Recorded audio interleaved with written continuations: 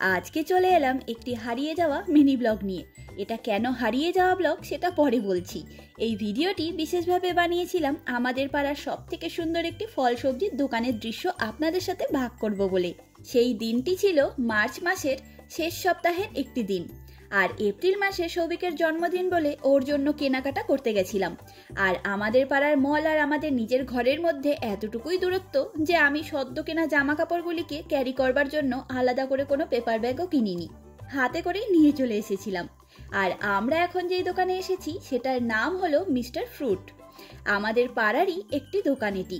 এই দোকানে সবজি আর ফলগুলিকে এত সুন্দর করে সাজিয়ে রাখে যে আমি তো মাঝে মধ্যেই দোকানের বাইরে দাঁড়িয়ে ওদের নানা রকম ডেকোরেশনগুলোকে দেখি আর ছবি তুলি। আজকে আমাদের এখান থেকে শুধুমাত্র ধনেপাতা নেওয়ারই ছিল, কিন্তু এই দোকানে সবজি আর ফলের পাশাপাশি আরো অনেক রকম জিনিস থাকে, আর এত রকমের ভ্যারাইটি জিনিসগুলোর যে আমাদের এক্সট্রা কিছু না কিছু কেনা হয়েই যায় সব সময়। যেমন আজকে সৌভিক আবার ওর জন্য ক্যান্ডি নিল। তবে জানেন তো, আমি ইউরোপে এসে এই প্রথম ক্যাডবেরির কোনো চকলেট দেখলাম। তবে এই চকলেটগুলোর প্যাকেজিং অবশ্যই আলাদা, আমাদের দেশেরটার মতন একদমই দেখতে নয়।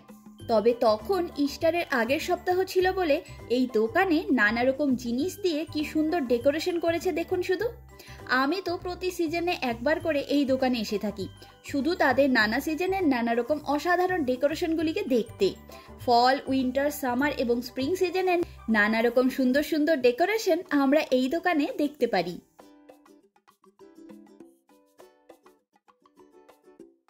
আর এদিকটায় সব রকম ফল এবং সবজিগুলোকে সাজিয়ে রেখেছে দেখুন, কি দারুণ তাই না? এখানকার সবজি বলতে বেশি কিছু এখানে পাওয়া যায় না, তাই এখানে একত্রে সবকিছু সাজানো রয়েছে। এইয়া বড় সাইজের তরমুজ থেকে আরম্ভ করে পুচকে কাজু বাদামের প্যাকেট পর্যন্ত এখানে বিশেষভাবে সাজিয়ে গুছিয়ে রাখা থাকে।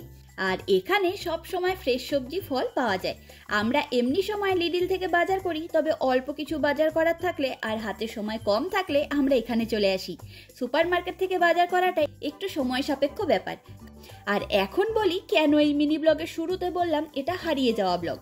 আমি এই ব্লগটা শুট করেছিলাম সেই মার্চ মাসে, আর আমার দুটো মোবাইল জুড়ে প্রায় 50 থেকে 60খানা শুধু ফোল্ডার রয়েছে। আর এতগুলো ফোল্ডারের মধ্যে এই মিনি ব্লগটা যে কোথায় হারিয়ে গেছিল ভগবানই জানে। কালকে হুট করেই চোখে পড়লো, তাই আমিও ফটাফট ভয়েস ওভার দিয়ে পোস্ট করে ফেললাম। যাই হোক, আমাদের পাড়ার সব থেকে সুন্দর ফল আর সবজির দোকানটি আপনাদের কেমন লাগলো সেটা অবশ্যই জানাবেন। আর সবশেষে আমি আমাদের মলের মধ্যে অবস্থিত কিছু দোকানের ইস্টার স্পেশাল জিনিসপত্রের দৃশ্য শেয়ার করলাম। ব্লগটি ভালো লাগলে লাইক, কমেন্ট এবং আমার চ্যানেলটিকে সাবস্ক্রাইব করবার অনুরোধ রইল। চলুন আজ তবে গল্পের ঝুড়ি গুছিয়ে নিই। দেখা হবে, গল্প হবে পরের একটি নতুন অভিজ্ঞতার গল্প নিয়ে খুব তাড়াতাড়ি।